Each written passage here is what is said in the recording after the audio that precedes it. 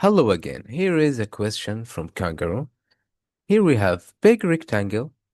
ABCD is made up of 7 congruent smaller rectangles. What is the ratio AB to BC? Okay, here we have 7 congruent rectangles, all right? So let's make the dimension, for example, x and y, length and width. So that means this x and this part is x2. So AB is equal to 4x. That's good. Now, let's focus on the pattern. We have 3 rectangles. You should figure it out. We just flip the rectangles. So the lengths become widths and the widths become lengths. So this is y and this is x. And this is also y and this y.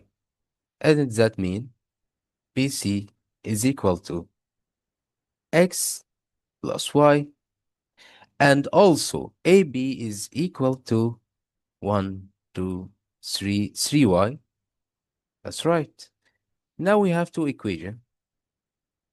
That's mean x is equal to 3y divided by 4. And we have BC is equal to x plus y.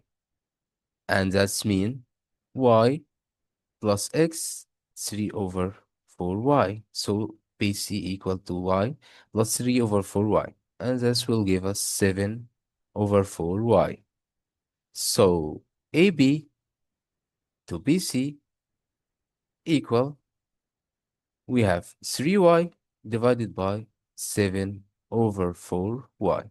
Now y cancelled with y, and we have 3 times, we flip the fraction into the denominator, so 3 times 4 divided by 7, and this will give us 12 divided by 7.